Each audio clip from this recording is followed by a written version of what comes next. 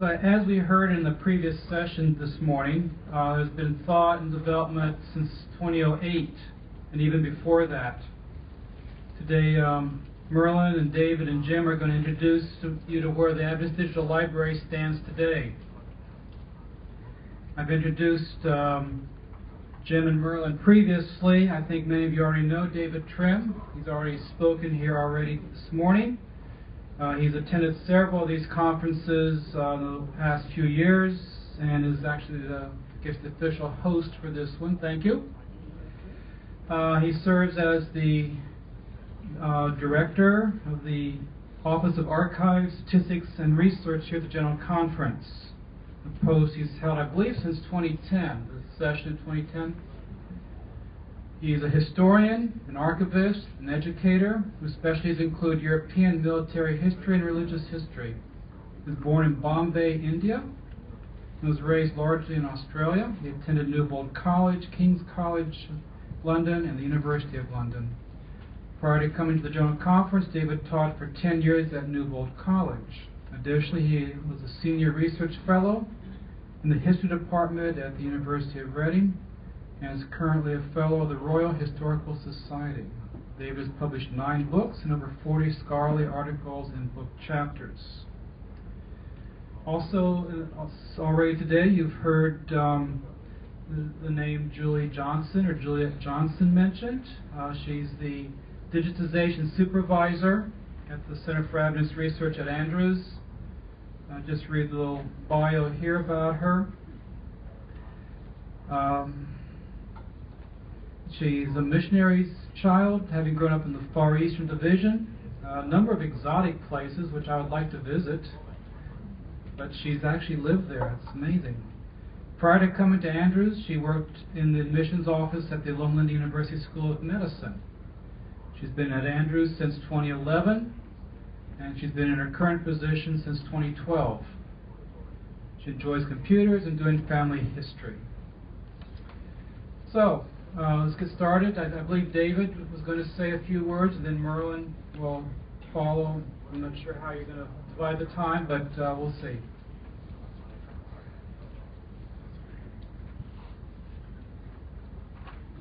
Thank you, Jim. I won't speak for long, but just to give you my perspective on this. And firstly, because I'm an historian, I have to correct part of Merlin's chronology.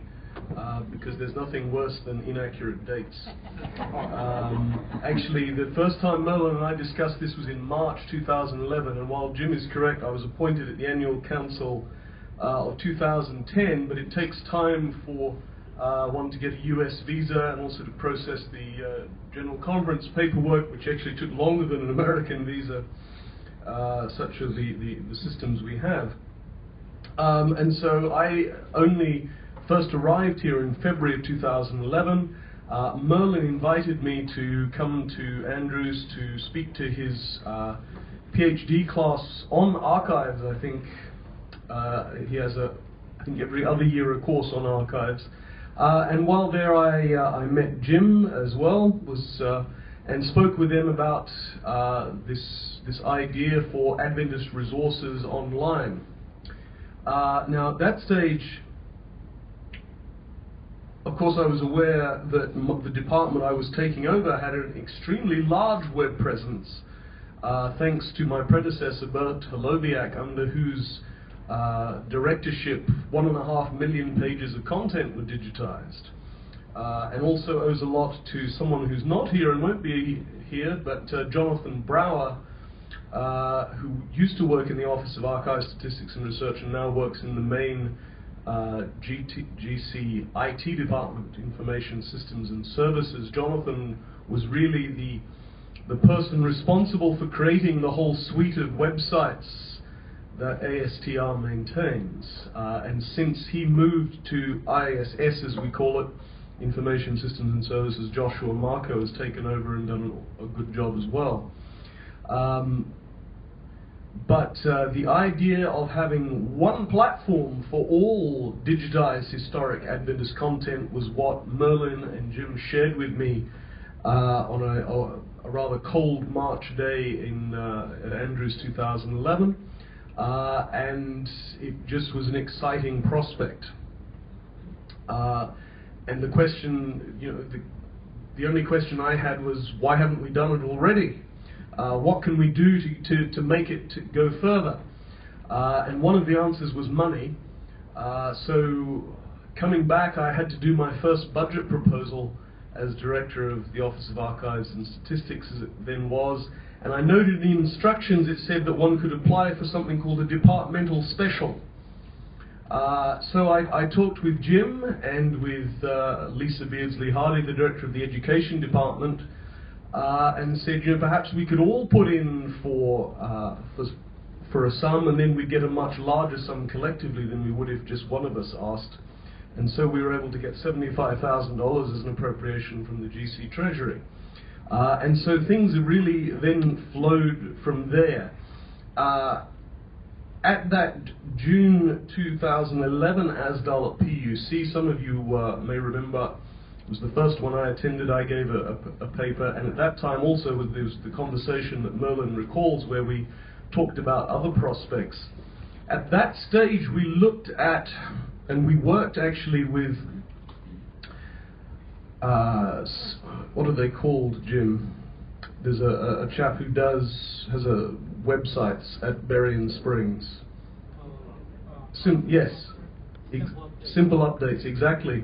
And we created a website that could do a one search of the E.G. White writings, ASTR, and the idea was to access the digitized content of the Center for Adventist Research. And they set that up, and sure enough, you could put in one search term into one window, and then you'd get 3 windows open with all the responses. But we quickly discovered that this didn't work because one was not comparing or searching the same sorts of things. In particular, one actually searched the James White Library catalog, and so one got every hit regardless of whether it was digitized or not. So if you were to put in James White, for example, you got a huge number of hits, most of which didn't actually take you to digitized content. And if you search for the E.G. White writings, you could get both content but also bibliographical information, metadata, whereas if you search my departments, you would only get the content.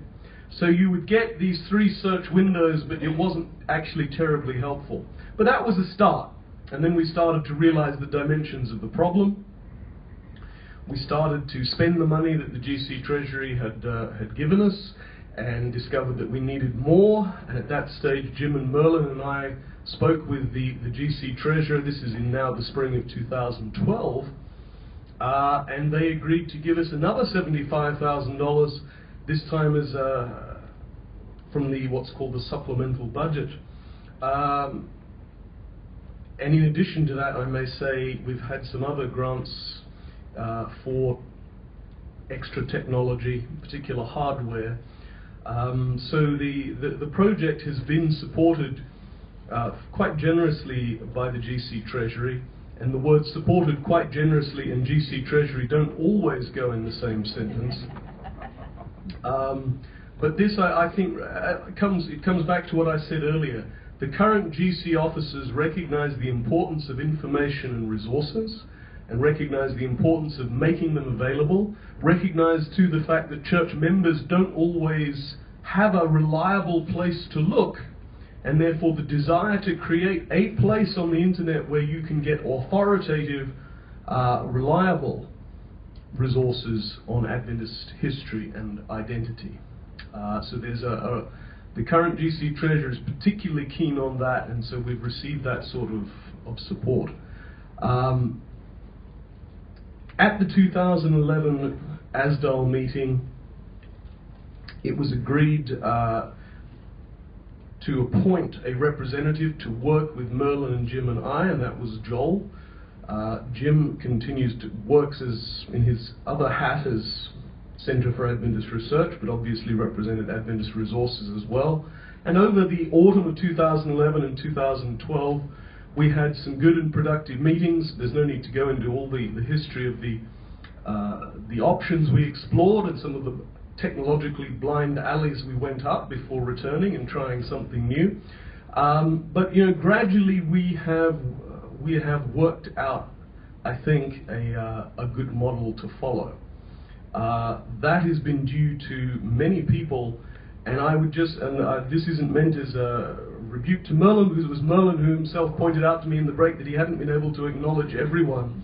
After the meeting last May that was held here with the library directors, two committees were set up, one under Steve Souder to work on the technological sort of benchmarks that would be needed, and another on governance.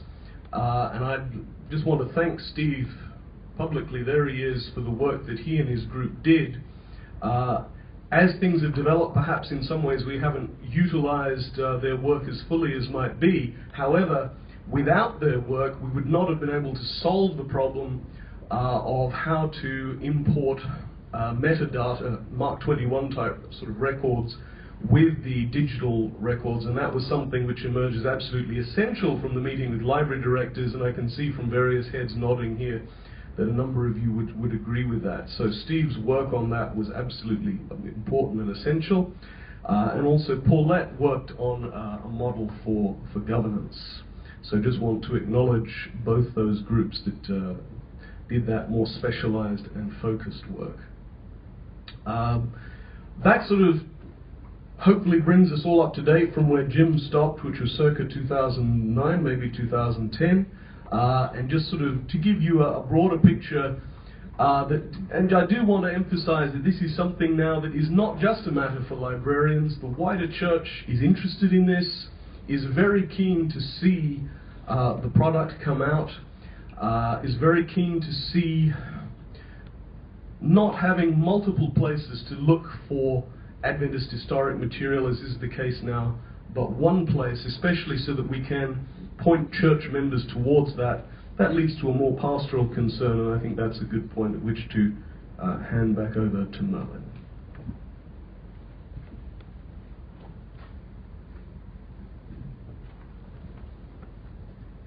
I want to say just one more word about the White Estate and its part. I didn't want to say earlier that it didn't work, what the White Estate was working on, because it's been in development. And I was chatting with Daryl just briefly on the break. How was it that you said it? But it's like trying to look at a dress, all the pieces cut out, not getting, not yet. Use your mic and say it there. It was like trying to look at a dress that was all cut out and not yet sewn together. Yeah, and what we're seeing now is the dress more put together. There's still more work to do, a lot more work, and we'll hear about some of that too, but the dress is coming together, and I don't know where we'd be without the excellent and valuable programming and development work that's been done by the White Estate, and particularly in our interaction with Stefan. I know he's not here, he's on vacation, but he's worked very closely the last months on this as well, and of course Daryl giving leadership to the many projects for the White Estate electronically has been very, very important. And I think that we would not, at the Center for Adventist Research, have built some of the expertise and knowledge that we're starting to gain were it not for doing things for the needs of the White Estate to help us build as well. And of course the resources that the General Conference provided has also helped with equipment as well as programming, and that's been important as well. We have a little video, brief 6-minute video that's been put together just to introduce, and let's just go ahead and play that right now. I think you can see it on the two sides.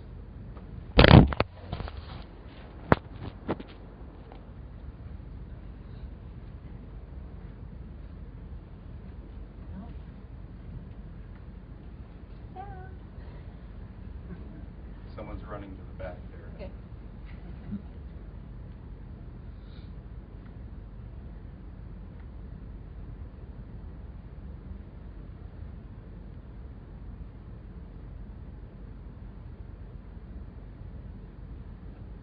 This year, 2014, is 170 years since our Advent movement began in 1844.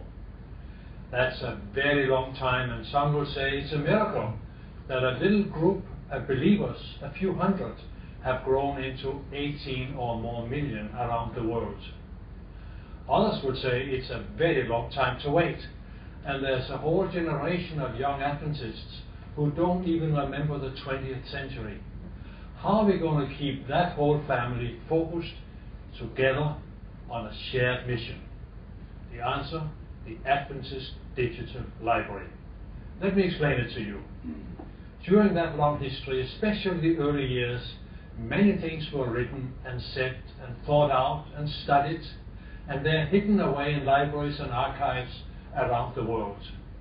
We would like to digitize this material and put it into the Adventist Digital Library for everyone to read everywhere in the world. Access should be given to all Adventist schools, all young Adventist students, workers, teachers, Sabbath school teachers, anyone who has a passion for the Adventist mission and would like to know how it all began. That is the Adventist Digital Library, and I very much hope you'll support it. It is not a job for one person or one institution. We live in the information age. If you want to find something out, you can do so quickly and efficiently from anywhere in the world. This means that information is competitive. And if we want to offer our information, we need to make sure that it's readily available and easy to find. Currently, within the North American division alone, there are hundreds of church websites, official websites, and that means that there's going to be a host of different places you go to find your information. The problem with this is that it can be difficult, if not impossible, to find what you're looking for because you don't know where it's located. And for the average person accessing, say, a video or an article, finding the right place to go to is difficult. This means that our various church institutions need to work in concert together and partner together to deliver our information efficiently and effectively. Large databases like the Adventist Digital Library can make sure that this happens. Well, what I'm most excited about is, right now in my research, I have a dozen or more Adventist sites that I refer to for this, that, or the other.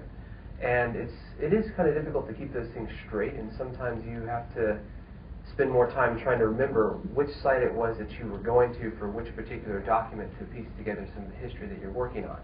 But the Adventist Digital Library has the opportunity, and I've seen the test site, and it looks great, and it has the opportunity to bring all of these things together to where you not only have them in one source in one area, but it has great searching capabilities, and it's a powerful search engine in and of itself. A lot of these other sites, they don't necessarily have the ability to search as much as what the Adventist Digital Library will be able to do. When I think of the Adventist Digital Library as a student studying theology, anticipating going into the field, going into ministry to touch people's lives with the Word of God, when those questions come up as to who are we as Adventists and where are we from, where are our roots, I think it's awesome when I'm able as a minister to go to a one-stop shop, one place where I can access all information about Adventist history, and to point them as well, either members or visitors, to a place where they can see Adventist history, they can see the pictures, they can hear the audio of that history, they can see articles, and they can relate easier to who they are, where they are now, and where we've come from as a church. And so I'm excited, both as a student, both as an individual who's been able to work with the project, and as a minister anticipating working in the field. Having a digital library, I'm really excited about this project. Let us talk for a moment about the libraries where resources are kept in all our Adventist institutions, and that means we have to talk a little bit about our librarians. They have for a long time collected material and helped us access that through indices and archives and summaries, handbooks, manuals, reference materials, all the tools students need. This is another tool.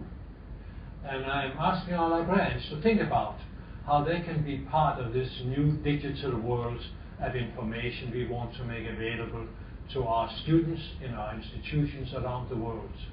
So help us enlarge the access to Adventist thinking maintained in our libraries and institutes and archives and service areas around the world. You are our best allies, librarians. Help us out. Thank you for your support and your interest in this project.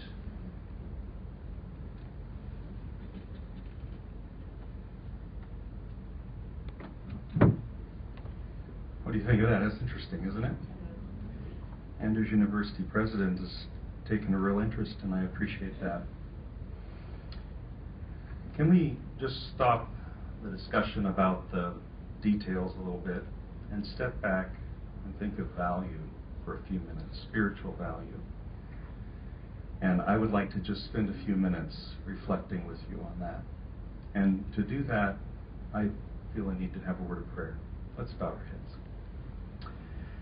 Father in heaven, we realize as humans we many times fumble and stumble around trying to see which direction you're leading and how you're working and what you're doing in this world.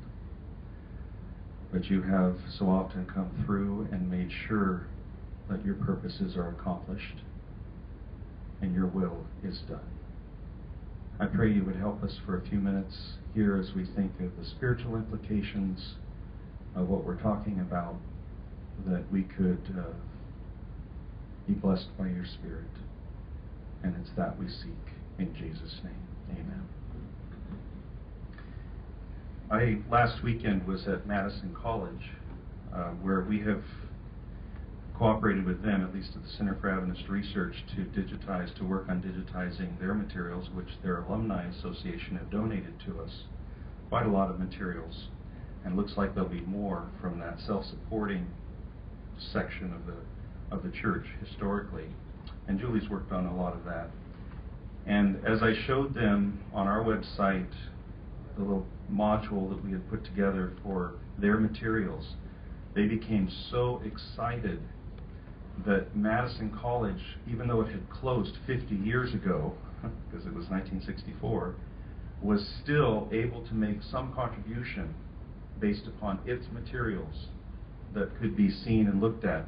Afterwards, spontaneously, a couple of people began to speak. I think of this one man. It was obviously overly exuberant, but he said, "Could we start Madison College again on the internet?"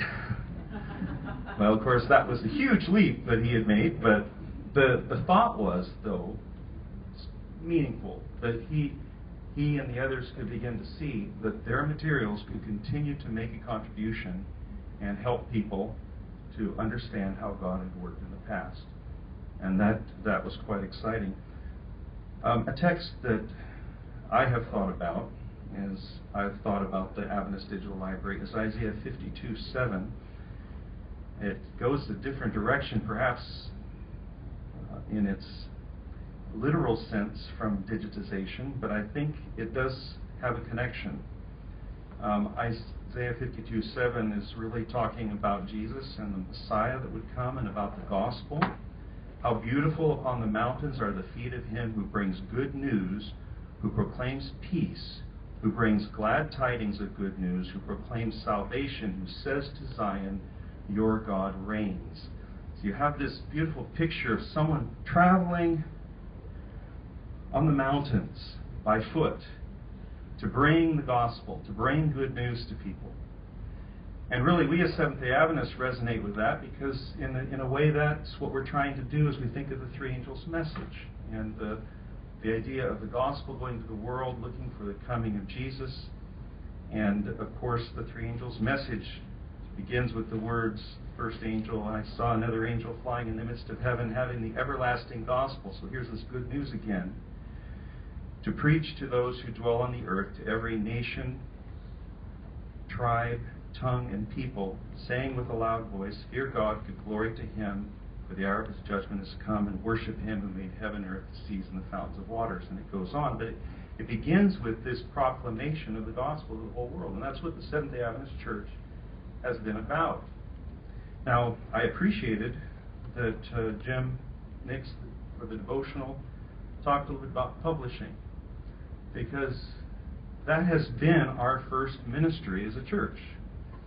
You go back to 1848, there they were, just in the midst of the first year or first summer of Sabbath conferences, as they were kind of, the movement is forming, and they're realizing that they are going to have a mission to the world. And that conference there in Dorchester, where she had that vision, was a decision about how the Sabbath was to be proclaimed to the world, and how it was connected to the ceiling, and how it would go. And then she has this vision that it would be like streams of light going around the world. And then she tells James White, you have to publish a paper. And of course that then leads to the Present Truth and the Review and Herald and the whole publishing work of the Seventh-day Adventist Church. Last year I was down in Peru talking to the folk there, some at our university near Lima, and there was a group of colporteurs that were being dedicated. The work is very strong in Peru, the colporteur work, and they asked me on the spur of the moment, we want you to have the dedication for the new colporteurs. There were several hundred of them there. And share some words Sabbath morning. I heard about that late Friday night. So I was in prayer, Lord, what do I share? How am I going to speak to these colporteurs? And so I put together a little bit of a talk, and we had a prayer. I think it went well, but what was in my mind, and I didn't say to them, because these colporteurs were selling books, and that's good. That's how we've done it.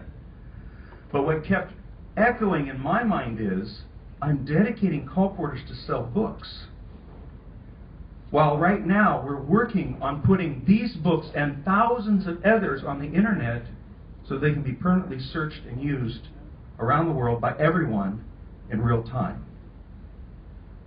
And my mind was just overwhelmed with the paradigm shift that we are facing today, and what the implications are and what they will be.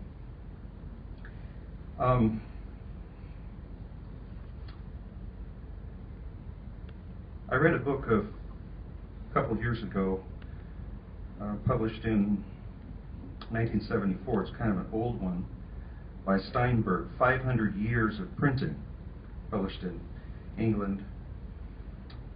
And it was most interesting, because we really are looking at three eras, and I'm preaching to the choir here. You folks probably know all of this, but just for the sake of our spiritual reflection, go with me for a moment. I like the way he presented it, because he basically said, and also another book, Michael Clapham, The Printing Revolution in Early Modern Europe, 2005 publication. If a man was born in the fall, at the fall of Constantinople, this was 1453. If you know your history, you know. If he were 50 years old, I'm in my mid-50s, so about my lifespan. If he were 50 years old, he could look back on his lifespan of seeing about 8 million books that had been printed. This is the incunabula, you know, the period up to 1500. 8 million. And at least the writer of this book, I'm not sure of his accuracy, but he suggests that this is perhaps more than all of the scribes of Europe had produced from the time of Constantine to 1453. A period of well over a millennium, because you had written manuscript. Everything was written by hand. So printing exploded the communication of information, and we have been operating on that paradigm up to the present. That's what librarianship has worked with historically. And it's also what we have worked with in the gospel. Now, if you stop and you think about it, when that was happening, and you had the Enlightenment and all of the things happening in Europe, and the exciting new learning that everyone was having, and the new ideas, where was God in all of this? Well, it's interesting, because God took what was developing at that time and used it as a mechanism for advancing his kingdom and advancing the gospel. We're all aware of Martin Luther.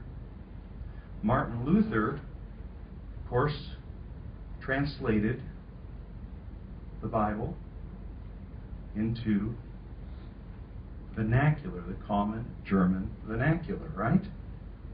And now you have printing going on, and you have thousands and thousands of copies of the Bible. No longer can the church control access. And so you have then William Tyndale in England translating the New Testament into English. He loses his life for this. Luther wasn't martyr, but nevertheless, what did God do? He took this technological revolution and he made it a mechanism to create the Great Reformation. Isn't that right? A support for creating the Great Reformation, because it put the Bible in people's hands, and it put discussion and study on the Bible in people's hands.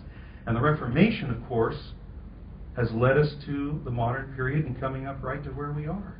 If you look at 1844, you look at our movement, in many ways it comes out of all of that study, that consideration, the spiritual focus on Scripture and so forth that happened, that goes back to the invention of printing. And we have been under that model. And of course, when you look at the beginning of our church, which I just described, with James White, Ellen White, and the others, publishing became a crucial way of taking the gospel then to the entire world. Now we all know we have now this next step. We used to talk about spreading the word like leaves of autumn. Think of that metaphor just for a moment. How many of you rake leaves? If you're from California, maybe not as much. I now in Michigan rake leaves.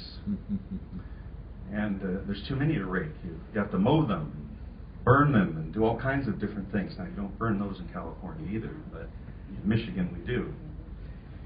And so, spreading it like the leaves of autumn that just scatter everywhere. But a leaf is one thing that's moving. Isn't that right? You have many of them. That's what the printed page is. It's many pieces of paper, many materials scattering around. And we thought that would be the paradigm that would take the message to everyone. That'll do it. Well, it could. But our new paradigm, as we all know, is not the leaves of autumn.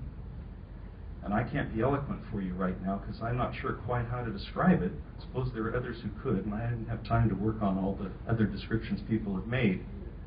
But with the internet now, if you have internet access, anyone, anywhere, at any time, the same time, can look at the same material. That's the paradigm shift we all know about, that we work with in the digital world. Isn't that right? What does that mean for the gospel?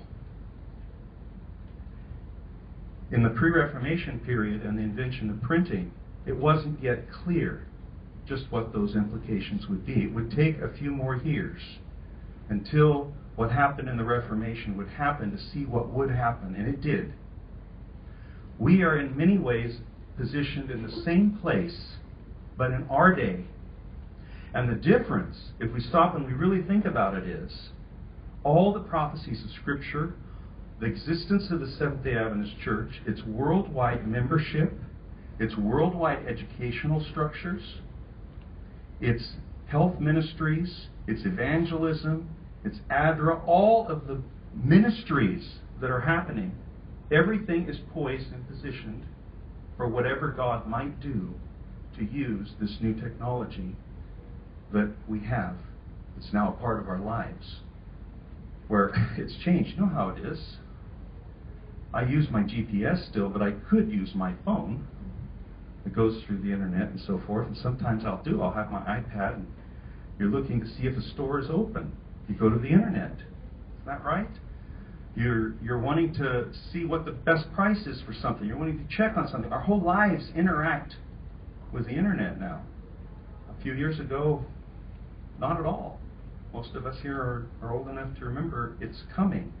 So we are in that same period, as it were, as the early printing, but now in this new paradigm. How will God use this for the gospel? I don't know yet.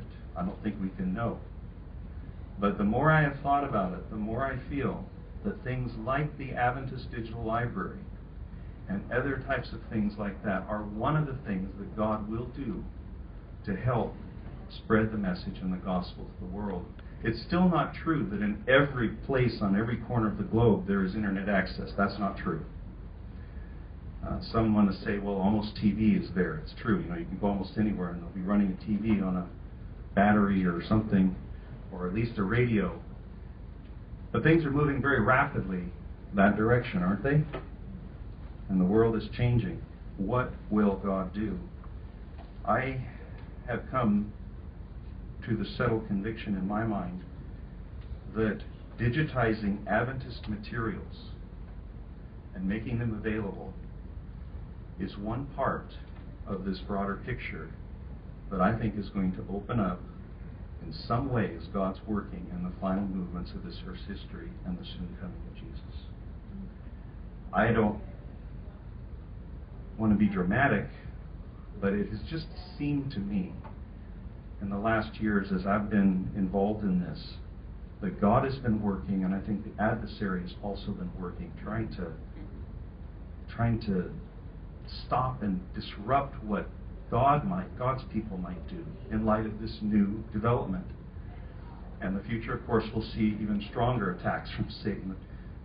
In the Reformation is persecution. Maybe that will probably happen someday soon too. I don't know. But nevertheless, I think we're dealing with a spiritual issue here, not just an unimpassioned information issue as it relates to Adventist resources and Adventist materials. And I would like to see, and I hope I will see, how God's going to work in the next years ahead of us. It's an exciting time to be living in, would you say?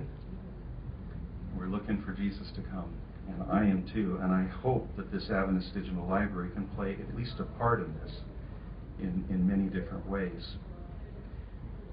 What are some things that the Adventist Digital Library can do? Now, this is not complete, and this may not be the final statement, but let me just share with you kind of a vision statement. The Digital Library will create one place on the internet where anyone can find comprehensive original sources on Seventh-day Adventist mission, theology, history, culture, in order to strengthen Adventist identity and faith and provide helpful information. That's just a descriptive statement. What are some of the objectives? And I'm presenting maybe more in terms of faith right now as I'm doing this. It's from a faith perspective. And there are many we could add that are not from a faith perspective. But one is to strengthen and share Adventist identity, to turn history into story. For me, that's been the most exciting thing in my life. And I appreciate that about Jim Nix. And I think back, in 1982, I was at that meeting in the Radcliffe Wing, or where was it, that conference room. It's too long now, I've forgotten the name of the room. Anyway, in 1982, and it inspired me. And I remember the photo collage that was put up and other things that were done. And so that was not digital per se, but it was still, we're presenting this now digitally so that everyone can do it. And I have dedicated my life in the recent years, my real core value is trying to reconstruct that history and see what God's message is, what His story is, what He's trying to do for us and say to us. The Adventist Digital Library makes it possible to turn history into story. Another objective, it can equip church leaders, pastors, teachers, and members with essential Adventist resources for faith and ministry. I can't tell you how many times we have had pastors needing photographs. I got to have it for this Sabbath for my sermon. And we've worked with them. Has anyone done that sort of thing in your libraries? Some of you have. We still get contacts, but now we point them, many of them, to the internet and say, just make a copy, you've got it, put it in your PowerPoint. And I know the White Estate has done the same thing with their photographs and their other materials. We have now done this without cost so that people can actually just use it, and the White Estate has as well. So it equips church workers.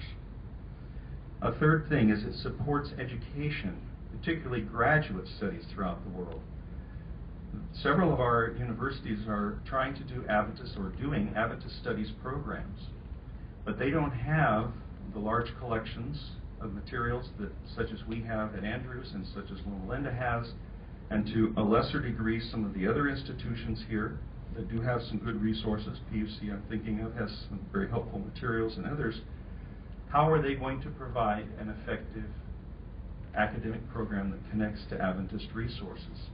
This is an important support mechanism, Adventist Digital Library. Another, maybe apologetic. We might not like to talk about apologetics, but it helps people, and it also defends against the church against attacks based on misinformation. You know, there's lots of ideas. When I was a pastor, I had people come to me with things they just knew were true about the Seventh-day Adventist Church and what it taught. And one of the things I was trying to do is say, no, this is how you should really look at it. Isn't that right? Have you ever done that as a Seventh-day Adventist? You know, try to share that. The advantage of the internet is for those who are intentional and dedicated, they can go for themselves and they can look at the sources and come to their own understanding, and it also can help those who are trying to share answers find those resources to help people as well. Another valuable objective is that it preserves irreplaceable Adventist historical materials by making them available on the internet. Now, how does it preserve them? We obviously have vaults that preserves the original resources. We need to keep those. We're not going to ever get rid of those. Amen? Come on, you folks. Don't you have my sense of this? You know, we treasure those originals. We have in our vault William Miller's glasses and one of his pens. We're never going to get rid of that, right? Even if we put a picture of it on the internet. And we have his Bible, his preaching Bible, one of the ones he used to preach. Are we going to ever get rid of that preaching Bible? No, we're going to keep the originals. But it's preserved in a new way when it's put on the internet, because now everyone sees it, a picture of it, and can use it. And it is there so that if something did happen to the original, God forbid, at least under my watch, these are things I'm dealing with, it'd be preserved. But it's also now being used and not going to be handled as much. Isn't that right? People won't wear out those originals because they'll be captured in time and place. So it's very valuable in that way. What are some results in the life of the church? And I'll go through these quickly, and then we'll go to Julie's presentation, and we'll have some questions and discussion. Certainly, the results can be an increase in members' awareness of God's leading in the Second Advent movement, to enable pastors to answer difficult questions, increase administrators' knowledge of their local field, enrich personal faith, enhance Adventist higher education in all parts of the world through access to significant materials needed for curriculum success. 6, valuable resource tools for writers and the publishing ministry. And 7, health and wellness information. This list could just go on and on and on. Depending on the resources that build, there's just so many ways it can help. The results in the life of the church, a place for the world to interface with the church and learn of God's leading. And perhaps 9, this is controversial because right now it's not true, but it can eventually lead to significant savings by the creation of one virtual library rather than creating numerous physical libraries around the world, at least within the aspect of Adventist digital materials, which is not going to be possible because even if you could find the resources, you can't find the original materials. Isn't that right? So it makes it possible to have a library that, at least for many of those who will be served, will be less expensive. Of course, the preparation of it and the maintaining of it actually increases the cost for those who are doing that. So these are just some thoughts. I don't know where God is leading us next in our world. I thought Jesus would come before now in my lifetime, just being confessional myself. I said, Lord, you're going to come for sure before I'm thinking about retirement, in a decade. You're certainly going to come before that. Well, he hasn't come yet. I've taken a longer view how God is working, but I can't help but stop and think, could it be that this, what we're talking about and we're working on, is one of the key mechanisms that God's going to use to finally bring things together for the coming of Jesus and our return home? Could it be? I think it might be. We'll see how God leads in the future. But we get the privilege and the opportunity to be a part of that as Adventist librarians and as those living in this time in our history. All right, we want to go to looking a little bit at the database. I'm going to turn the time over to Julie, and you can just kind of walk us through it. And then we'll talk a little bit about some of the, maybe you can also talk about some of the resources that will be put on it, or I'll follow up on that if need be. So I'll turn the time over to Julie.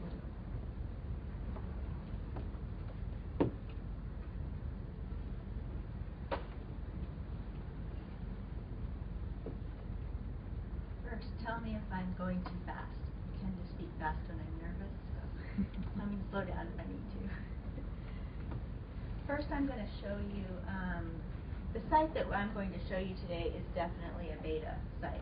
It doesn't look anything like the vision that we have. It doesn't look anything like what we want it to look like. I'm going to show you functionality. I'm going to show you how things work together. I'm going to show you how bringing different resources from different institutions work. But I want to first show you a couple sites that have a more of a rounded view of what we would like it to be. This is the Digial Public Library of America. You guys have probably already seen these sites, but I really like them. Everything is very graphical. It's very interactive. It brings things together easily for someone who's not sure what they're looking for. You can find things. Even me, just looking at these, you just get drawn in.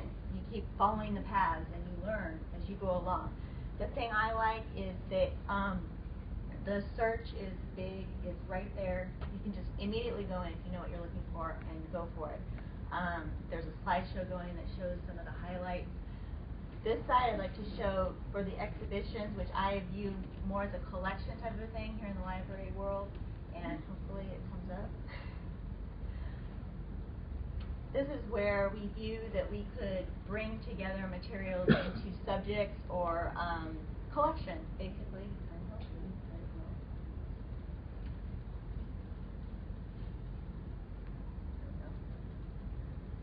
Where we can have different sections that highlight, say we decide to do something on Millerism, that type of thing. There's the Millerism little icon. You click on it and you go in, and there's text, there's pictures, there's links, everything right there. Everything that we have associated with Millerism would be in there. And not only just a big page full of links of items, but text that keeps going. You can choose a sub-theme within that theme. Say I'm interested in Millerism, but I want Millerism as it relates to William Miller's personal life, how he got involved, that type of thing. So you go to a sub-theme of him, and you keep going through and discovering based on that. So, for instance, I'll go into this. So you go into this topic of the gold rush romanticized, and you see items, the actual physical items that complement the subject that they're talking about. There's text. Again, there's more text. There's more, someone's taken the time to write about this, which is that's going to be a big job as well. You can go to the next topic within that topic, and the journey west, and then there's more items there. So you can kind of get a picture of what we're thinking of, where it's really a one-stop shop, where you go in and you're able to see everything. Oh, I have my back to it. I'm sorry. You're able to go in and see everything in one place. It's put together intelligently and interactively and intuitively, and you'll be able to see things that way. So there's one. The second.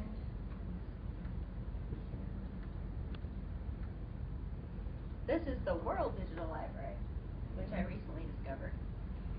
And same type of thing. What I really like about this, they have the same type of a view idea where there's place there's time, and there's topic.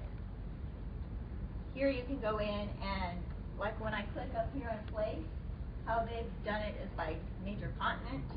And you can just go through, and if a picture hits your fancy, you click on it and go right into the topic, but you can go down and see what area am I interested in. You can do the same thing with time period, and then the same thing with topic.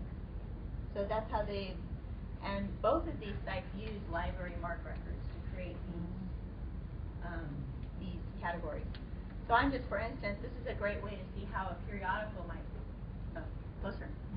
This is a great way to see how a periodical might present on Adventist Digital Library. So let's say I want to go into Africa, and let's go to the Uganda Journal. And it has a description of the journal itself, some history on it. You can scroll down and you can see, obviously, this came from a MARC record. You can click on the collection of it and then go and see all the issues that are showing up there. So you have the issues in order if you wanted to browse that way. You can also do a search within it if you want to. And actually click in and see the actual image itself and do full text search in there. So it's just a little bit of a, these sites give a little bit of an idea of what we're thinking this thing is going to look like in the future. So let's go to ADL. So this is the beta site. When you first go in, there's a, sorry, the projector kind of is cutting out a little bit at the top there, but we have just a little statement at the beginning. Again, this site isn't for public. There's a password, so we don't want people to see it quite yet. I don't know if all of you have already seen this. I know some have. Some. So, yeah, again, let me emphasize that how this looks and how it navigates, the colors, all of that are going to change. So don't get caught up in all that quite yet. So let's go just directly into the digital library section. So if you click on this here, we're going to go in. What happens first is all the files actually show up in this main area. You scroll down and you can see you can go to, I don't know how many pages, but a lot of pages. On the right side, you'll see a filter section. This is where you can go in and you can filter your search results. Or you can just filter everything at once. If you don't know what you're looking for and you're just curious, you can go in and start clicking some of the filter items, and it will bring down your search results, narrow it down to help you find what you're looking for. Right now, we put in a couple things we thought would be interesting. We have a this should say filter by title up there.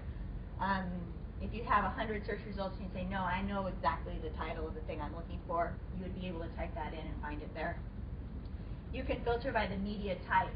This isn't the type of necessarily physical media, but it's the type of digital media. So a document would be a PDF.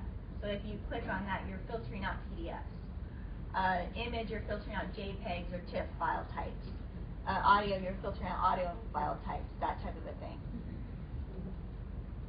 File collection, this is something that came over from, I believe, the Widest Gate site. But again, same type of a concept. The collections could be listed out if there's a part of a major collection. Like at Andrews, we have the Review and Herald Library collection. So you could click that and see all the books that were from the Review and Herald Library. Series, same type of a thing where you guys all know what series are. The author or the creator. We have the contributor to ADL. At that place, any institution that has contributed, that's indicated, and so you can actually filter out, say, okay, yeah, right, but I just want to see anything that came from the Widest Gate. And you click on that and you filter that out. And then there's a date filter as well. And obviously, there's as much fields of data in the database, that's as many filters that can be created.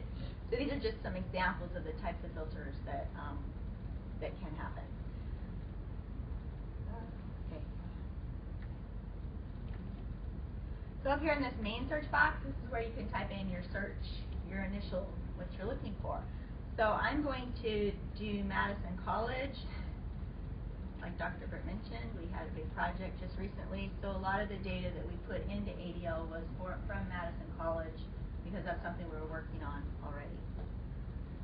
I always search with quotes because I want to bring up exactly what I'm looking for, and which is why I put the quotes around it. So you can see we came up with 77 hits in the database. There's about 20,000 records in here right now. Most of it is I believe they did the complete run of the Review and Herald from the GC archives. The White Estate, their records are coming in automatically.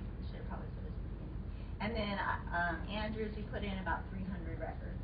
And there's a handful of things from Loma Linda as well, just to show how it would work. So going down, you can scroll down and you can see everything that you can see that the search term is highlighted in the text to help you kind of browse and see what you're looking for.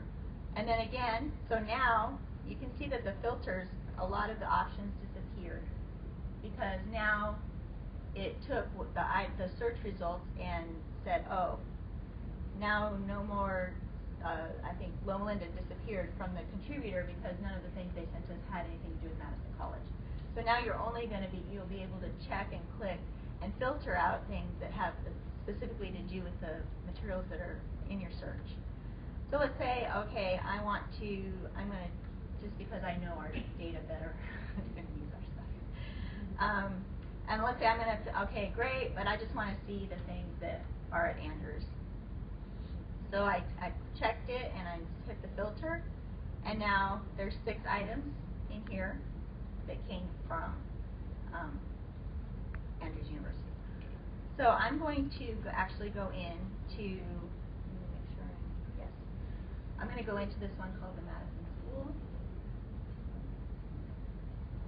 So this would be the page view for each digital item within ADL. You can see we've done the title, and I should say right now, what we've done is we've actually we've created import scripts with the help of Steve Souter, and Stefan at the White Estate has helped as well.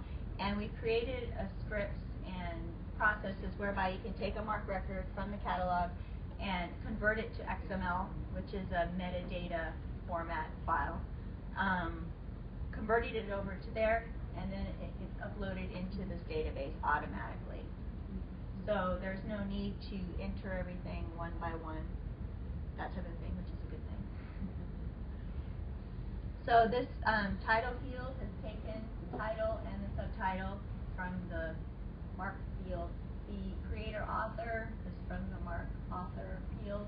We created the citation, which I believe is important for any website to help with, so people can just copy and paste that into their papers. And we use Trabian style at Andrews, but we can always do whatever we need to do here. So as you go down here, now you can see the actual physical item. In this viewer, you can make it smaller or bigger. Here, there's a download button where you can actually download the original right to your computer if you decide you want to have it. Some stuff, and again, you're going to see some things that look weird. They're broken, you know. So the thing I'm going to show you right now, full screen view. Not so good. So, but yeah, in the future, the full screen view will actually go full screen. We're hoping. Actually, Stefan's talking to the manufacturer of the software. We're in discussions with them because we found a lot of bugs in their stuff by the things that we wanted to do. So they're talking back and forth on figuring that out. Oops, I go back.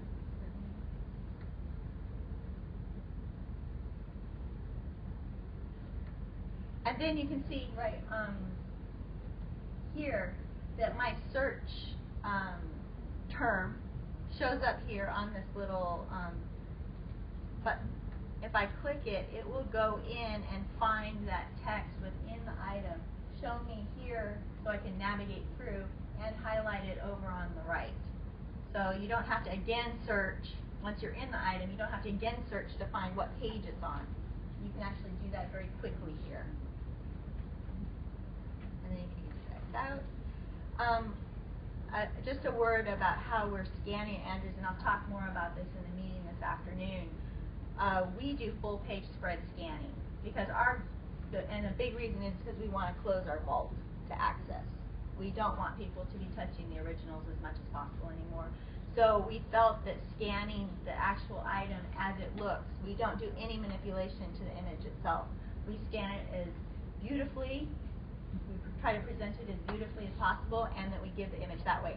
So that's why when you're scrolling down, you're going to see that, and this is another limitation of the software, that it sizes to the size of the first image. So going down, it scrunched everything up. It's a 2-page spread to make it fit into the same size as the first page. So that's why it looks weird, but you can go down and read the document right here. And there's navigation, and I'm sure all of you are familiar enough with the internet to know what all those little pictures and icons and everything mean.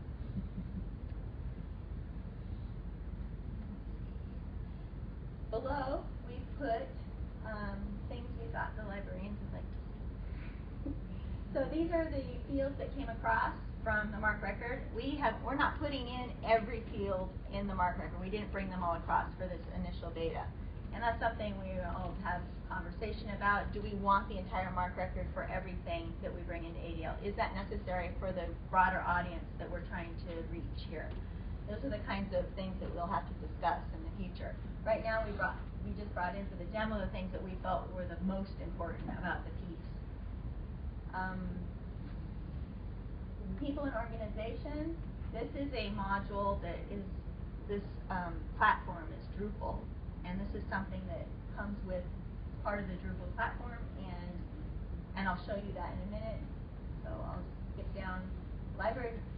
This is the Library of Congress subject headings from our catalog that came across. So if I click on any of those, it will bring me all the search results within ADL that have those same thing as the library catalog.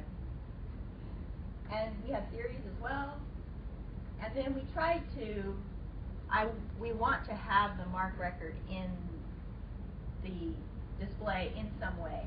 So we tried to kind of, this is a little bit of just a jerry rig, really, there. But when we talk with the librarians deciding what we want to do, it may be that we want to show the full MARC record or just something like this to show the codes, or maybe it's not even necessary. We were just playing around showing what's possible here.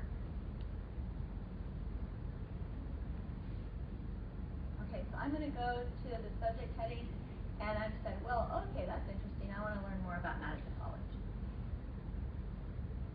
So here's what will happen when you click on one of those. It will come up with everything. You can see this is another problem. There's going to be a lot of bugs. So you can see there's a lot more stuff suddenly that came up in that first search. So that's another part of the bugs that we're trying to work through. But going down, so there's 7 pages of items that have Madison College as a Library of Congress subject heading. And so I'm going to go look at this photograph of this is Ross Sutherland.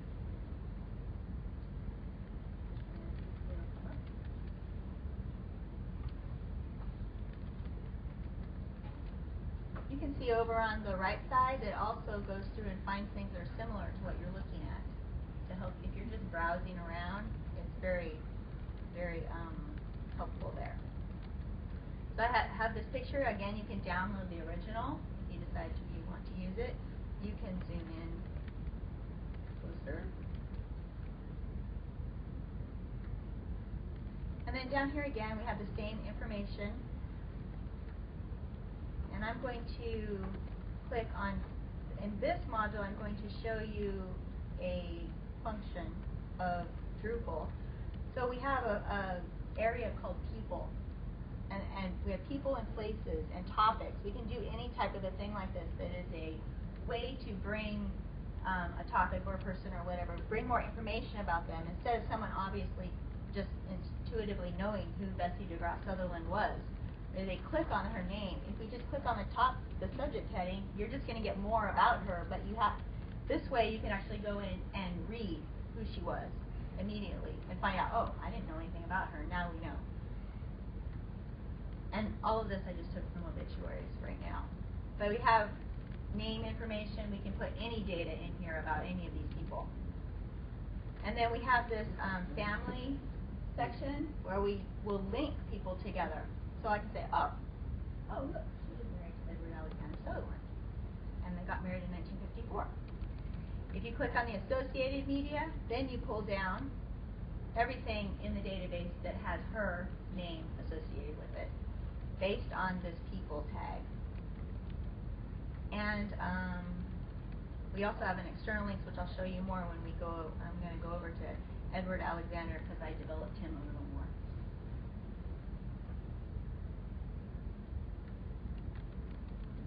So we have a bio here, some information. We're able to link, like in here, I link to Percy McGann's profile. I link to him. That way we can make it much more, oh, who's Percy? Going over there and finding out more. So we're able to do any type of text markup in this area as well. So we can, like I said, we can add much more information about people. I put in his positions, why he might be important in Adventism, if no one knew who he was. Go into family, you can see we can do parents, we have spouses, we have children, if they were important, depending on the level of importance we assign to a person or how much data there is about them. The associated media again comes down. And external links. This is something that I thought was, we didn't have this before, and towards getting close to this meeting, I thought, hey, it would be cool if we also bring in things from outside ADL and bring them in as well. So, and this is just some World Cat items. So if you click here, you can go in and you can see everything at World Cat that he wrote, or has his name as a subject heading. Quickly a way to maybe take someone to a library catalog or a search of some kind. I clicked to his memorial at Find a Grave. I mean, there's just an example of what we could do. You can see where he's buried if you're interested. And then I call this the union. There's a lot of talk about the union catalog, that type of thing. I just did the Encore search in Andrews, because we don't have a union catalog yet. But an example of if we did have something like that of all the Adventist institutions, just the resources that aren't digital, a link to go into those. And for someone who wants to find out more, they can go and say, oh, I did the search for them. They don't have to go and find out where is the union catalog again? Where do I go find the stuff? All the searches are already done for them.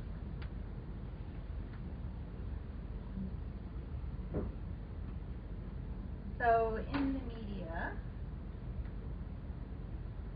so I'm going to go to this attendees of the first self-supporting convention. This was a photo postcard. And you can see in our photograph metadata, we try as much as possible to identify the people in the photographs. We spend actually much more time than we have in the past on photographs. We sit and we do our best to figure it out. So in this case, and we have the little place markers, and someone says, hey, that's my grandma. In that picture, we're able to put her name in the little unknown where it belongs. And it makes it easier to see. So we have a lot of unknowns in there, as you can tell. And then if we go to people and organizations, so you have the people that are listed up here that I've created these people profiles for, so you can go in and find out more about them here. But then there's also an organization one. This is the first meeting of the self-supporting institutions, which was the foundation of the Adventist Laymen's Group. So I actually went in and created a page for them. So you go in, you can find out what they are, their current website, their address, and where they are on the map.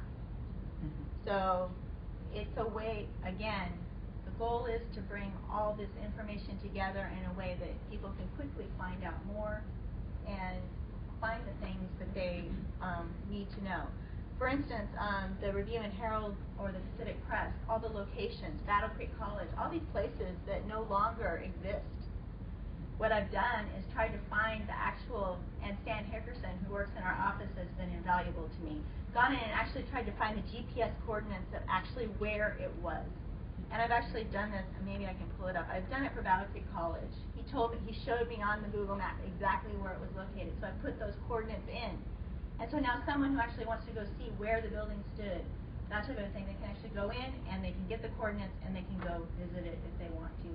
Or look at the Google satellite view and see it. So this is just a little bit of the interaction and how the data part of ADL will work. I've also, we created for the Madison College alumni and us actually for this page as well, we created a timeline view, kind of more along the, there we go. So this is using an outside company that Stefan suggested.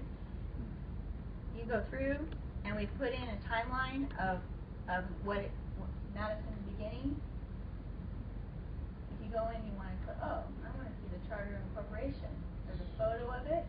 You can go down, see some more information. Oh, wait, I actually want to read that, find out more. And you go in and it links to the item within Adventist Digital Library. So then you can actually go in, there's the actual physical item, go in and you can read it once it comes up.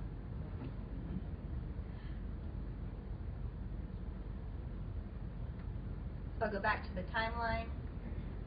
This timeline actually has a 3D view as well, so you can just kind of walk along the path, go along. Oh yeah, I've seen that picture before, right?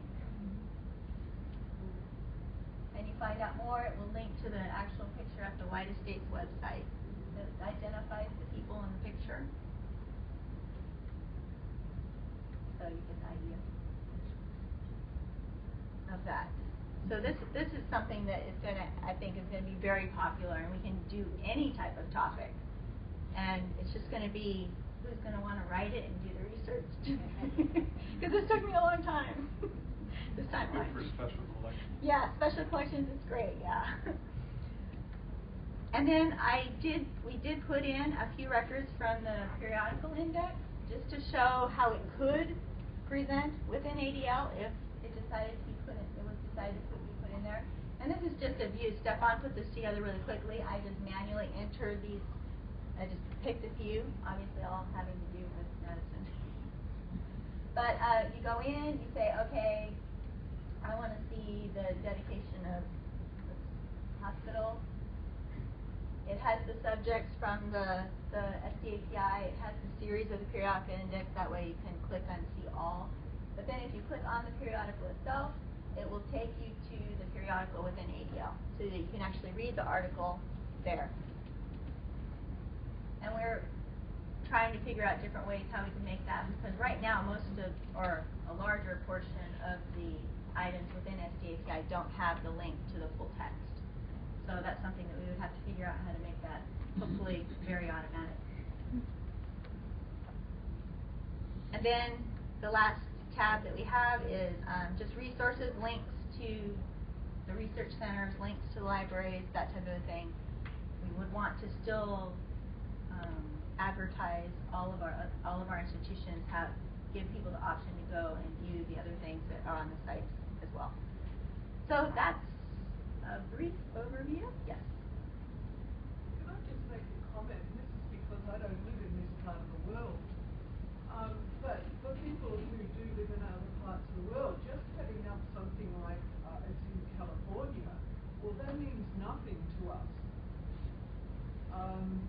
You really need to, if it's possible, when you're inputting data, can you put more than just the location, but actually what country it's in as well? That's true. You mean for which part? Basically, Well, like Madison College. Yeah. Talk about Or the any references that go in when. Can I just make a point that we have microphones here, all of us, and so all you have to do is press the button and everyone can hear. So that's one reason we've scheduled it for this room. So just press the button, and then when you finish talking, press the button again, and it will turn off. Sorry, Rosalie, but it's very hard to hear you over here.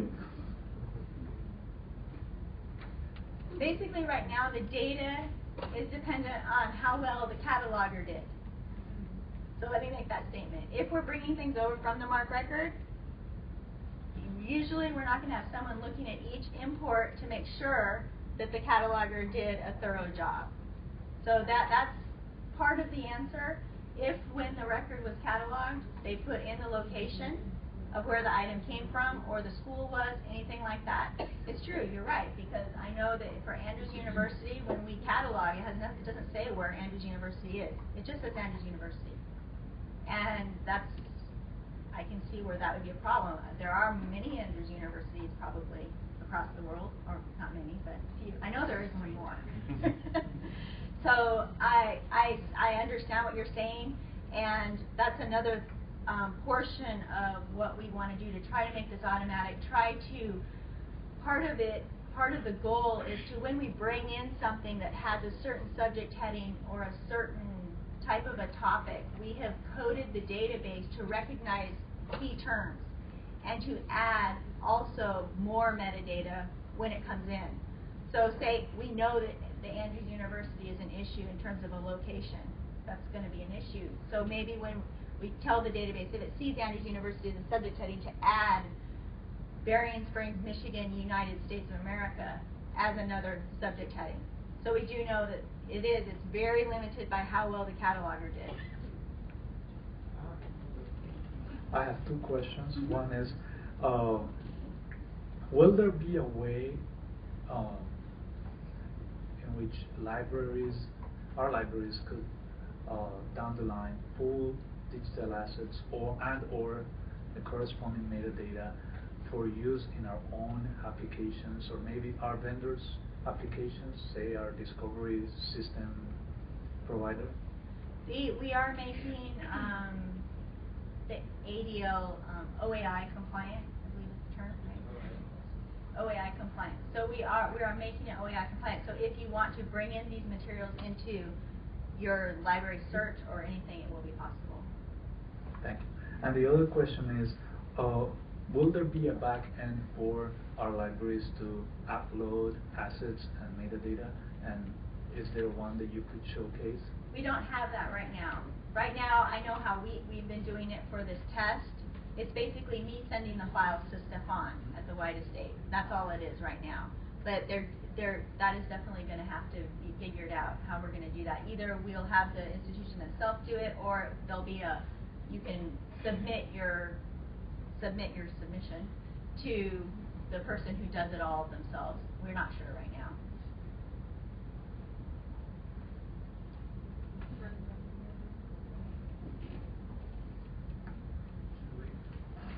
Can this be made compatible with citation generators that are on the web? For example, Zotero is the one that CUC uses, and I go on the archive site, and I need to copy the information into Zotero before it will generate the citation. Whereas in other websites, if you have Zotero and there are other citation generators, you can simply click and it does it. I don't know the answer to that. I do know we can create a citation like we have at the top already. We can create it if we all agree on a standardized citation. We can create that, but I don't know. Yeah, because depending on the discipline that students are using, it'll be Julie. Right. Julie, I'll just answer on there. Okay. As long as Zotero has an API, absolutely. In other words, an application interface, program interface, then ADL could be able to talk to it and do it. So it all depends on if they do or do not. Okay. I was just going to add to the Zotero that it should work even if ADL has nothing because of the browser, and I forget the term right now, but the plugins of the browser, if you have your Zotero button on your Google Chrome or whatever, because with the MARC data in there, Zotero should be able to read the web page. So, and I can talk to Julie or whoever later about that.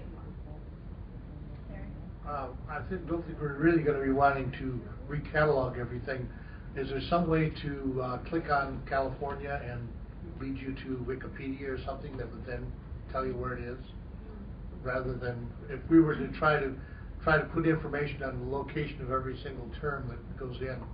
That's a lot of recataloging. No, we're not suggesting that. I think. No, I mean the question was, how would we put in going back and making sure that every single term was identified as California, USA, or I forget the name of the town in Australia where the E.G. Whitehall was. But I think we can. There are resources like Wikipedia that already have that information, rather than trying to reinvent it. Right. We can. Yeah, we can link to.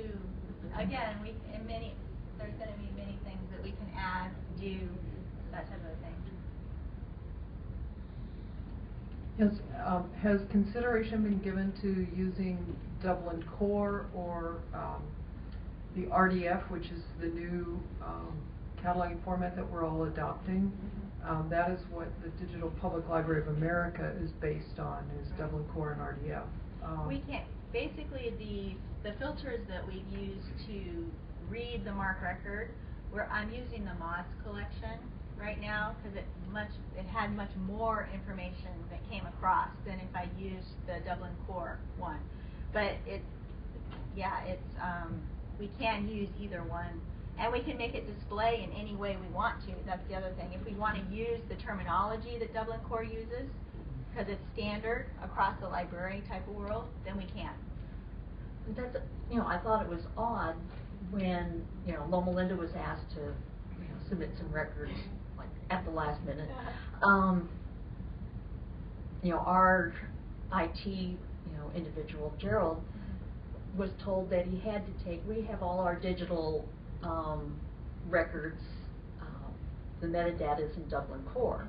So he was told he has to translate that all into a MARC record, and then it gets to you, and you're translating it to XML, and then going, why are we, circling around, So basically, for how it's going to be, I think every library is going to have its own import script because everyone does everything differently. I mean, MARC was a big discussion point, and so we tried to make it that MARC was everyone should have MARC records. And then we're realizing that no, that's not how it is. Not everyone uses MARC. So if he had... MARC has been the standard for library cataloging, print materials and things. But the industry standard for digital has been Dublin Core or, this MODS, which is Library of Congress and, others. And so, and plus, MARC itself is changing, as Carlene said, the RDA, and it's actually moving closer, slowly, to a more Dublin Core format. So, I was a little concerned that we were stepping back. For this, it was a beta. We wanted to have some things from Loma Linda. So the way it happened with those dozen records or whatever isn't the way it's going to be. We have to work out with each institution their issues and. And it's also the case that at the meeting last May there was a very pronounced request bordering on a demand to say these had to be able to be working MARC 21 records, so we were doing what was requested. Yeah, except at that meeting I kept saying Dublin Core. Yes, but not everyone agreed with you, Laurie. I think, I'm not sure I have my microphone working right. Yeah. We can hear you. I think this is all beginning stage, to be quite honest. This will evolve. I'm quite impressed with what I've seen evolving so far with this demonstration. But I think as far as the importing, whether it be MARC, Dublin Core, or mods, it still remains to be defined. It might be all of the above. But this is a huge step forward, and I appreciate the work that's gone into it. Thank you. I have maybe two questions.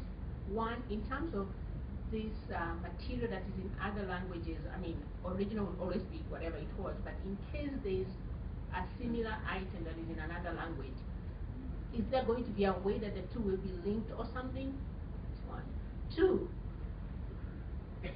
for technology-wise, some parts of the countries, or even here in the US, some areas might not have that high, powerful, what do you call it? Bandwidth? Yeah. Right, How are they going to download this thing? Because I looked at the past record, it took us about 2 minutes to get it up and running. And I'm sitting in some village in, somewhere. Yeah. I'll just give up. From what I understand, and Daryl could probably explain this better if you want to, I understand a little bit from Stefan, is that the images themselves, they, when we send a PDF in, the import of the PDF, how it converts to display here, actually converts it into 3 different file types. So depending on the type of browser, the type of your internet connection, it will choose automatically which one will come up faster for you. So, or better. In this case, it probably saw that this was am I correct? Yeah, essentially what it's doing, it pulls in HTML4. So as long as you have an internet browser, i.e. 6 even, it will pull up in HTML4. What you're seeing there is Flash. It's SWF. Automatic converts it into that. It splits the PDF into an individual page. The individual page only loads 1 page at a time. That's why you can get the document loading quite quick. So your search term loads the individual page. You've got the whole PDF document. You can click on that download button, as you said, and you can download the whole document. If a later browser is available, like HTML5, or say you're using a mobile, you're using an iPad like we have here, or a mobile phone, it'll pull it up in HTML5 for you. And it also, so you've got those 3 formats, HTML4, HTML5, and also Flash. Now, Flash is normally only available on a computer and not on a mobile device, so it will switch to HTML5 if you have a later device or an old device. So HTML4 is a little bit blurry, it's a little bit harder to read, but it's still viewable. And then it has the text behind the image that you can scan and search. So that's the 3 formats that automatically get converted when it gets imported. And another thing that we're doing in our digitization department is we're converting everything that we do going forward into bitmap format as well.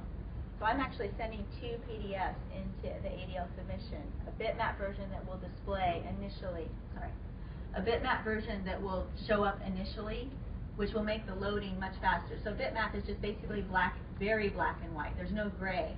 So it's a very, very small file size. So those will come up first, and then if you want to see it in color or see it beautiful, then you can click on the download button to look at it. So we're thinking of people in other countries, because really these are the people that we really need to reach, the people that can't come to our libraries. We can't even come to the U.S. to see anything. So we are thinking of that. We have another question. Oh, do you want to do questions?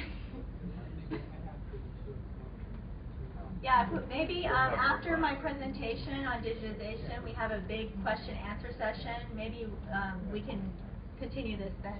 Okay, thank you.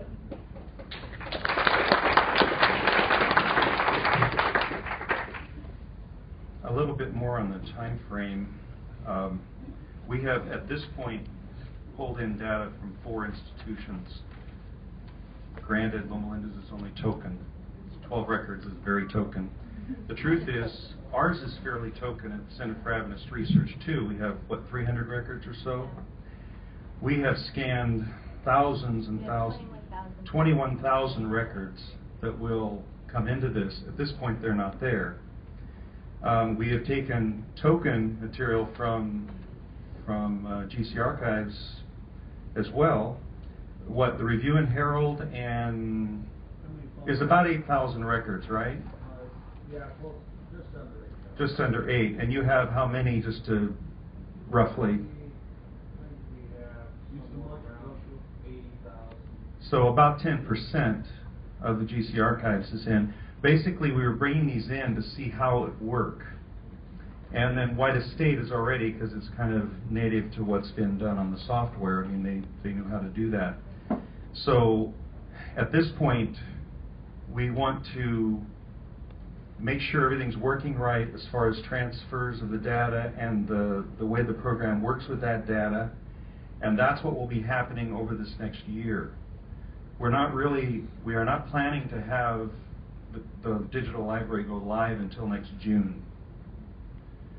So at that point, we may not have all of this in, we may, and we'll be working first with Loma Linda. Now, as far as the other institutions, we want to make sure we have these initial ones that have the most Adventist historical data available working, so we can start to get that material in.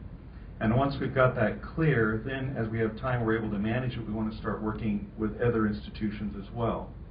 But initially, we're not going to try to just say, okay, all of you. It's just not going to work that way. So initially, we want to get our data in. We want to get the rest of the data from GC Archives. We want to begin to continue working with Loma Linda. That may have to wait even until after June, depending on how fast we can do the other part.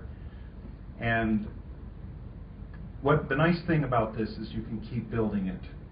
And as long as the platform works and you can keep building it, that's what we can do. So the interim plan here between now and next June is to continue to work this to a place where we can present it by next June as something that people can start to use. There is an interim plan as well that I just want to briefly introduce. I waited till now just to say it. When I talked about the funding model a little while ago, with the 4 major trajectories that funds are coming from, one of them being ASDAL, Andrews University, GC appropriation, NAD appropriation, and then research libraries as we're able to make that work. That is beginning in June of 2015. We have requested from the General Conference a special appropriation of $150,000. This was also discussed with Bob Lemon to help with the implementation of ADL, to get the staffing in place, to get the rest of the work on data and other things that need to be done to get us till next June and the official launch. So the regular budget would not begin until next year, when that process actually begins as a part of the income model that we discussed and expense model. So this first year, from now until next June, is the development phase to get the product to where it can actually be made available to people and put out. So that's just a little bit more information to help you as well. Well, I see it's 12. We're not done today, but we do have lunch, and I think probably there are some grumbling stomachs or something, so we'll take care of that issue before we continue. I want to say thank you to Julie, too, for her work. She's been a real godsend at the Center for Adventist Research. And I hope and I pray for ADL.